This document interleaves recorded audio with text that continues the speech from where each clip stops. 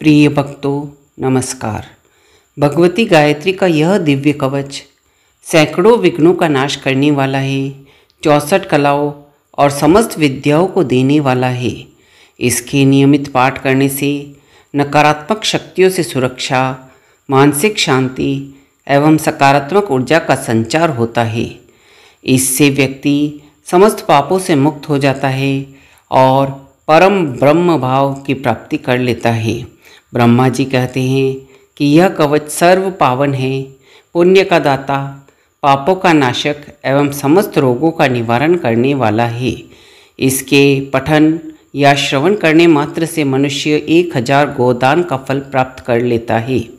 इसलिए हमें प्रतिदिन एक बार गायत्री कवच का पाठ अवश्य करना चाहिए। तो चलिए इसका पाठ प्रारंभ करते हैं।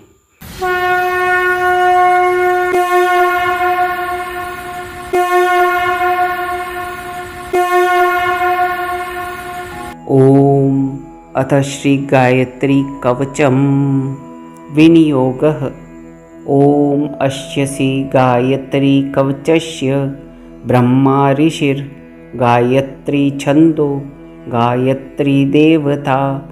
ओम भूरें बीजं भुवनिं शक्ति स्वयं कीलकं गायत्री प्रसाद सिद्ध्यर्थे जपि विनियोगः।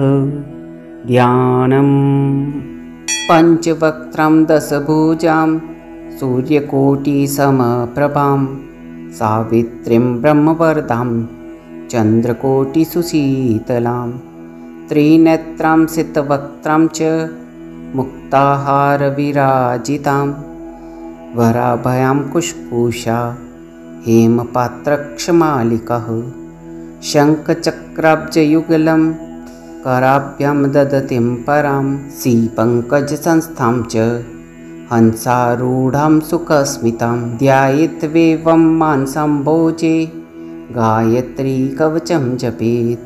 ॐ ब्रह्मोवाच विश्वामित्र महाप्राज्ञ गायत्री कवचं शृणु यस्य विज्ञानमात्रेण त्रैलोक्यं वशीयेच्छनात्।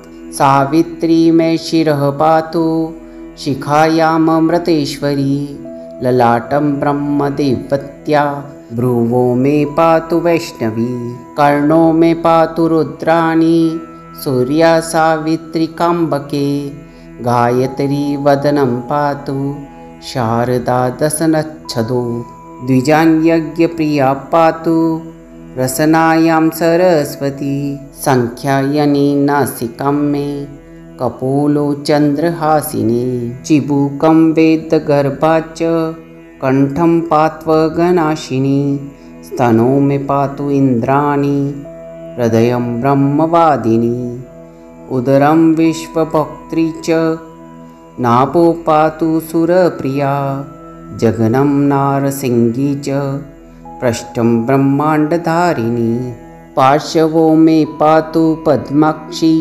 गुह्यं गोगोप्त्रिकावतु उर्वरोकाररूपा च जानवोः सन्ध्यात्मिकावतु जङ्घयोः पातु अक्षोभ्य गुल्फयोर्ब्रह्मशीर्षका सूर्यापदद्वयं पातु चन्दापादाङ्गुलीषु च सर्वाङ्गवेदजननी पातु मे सर्वदा नगा इत्येतत् कवचं ब्रह्मन् गायत्र्याः सर्वपावनं पुण्यं पवित्रं पापघ्नं सर्वरोगनिवारणं त्रिसन्ध्यं यः पठेत् विद्वान् सर्वान् कामान् वाप्नुयात् सर्वशास्त्रार्थतत्त्वज्ञः स भवेत् वेदवित्तमः सर्वयज्ञफलं प्राप्य ब्रह्मान्ते समवाप्नुयात् प्राप्नोति जपमात्रेण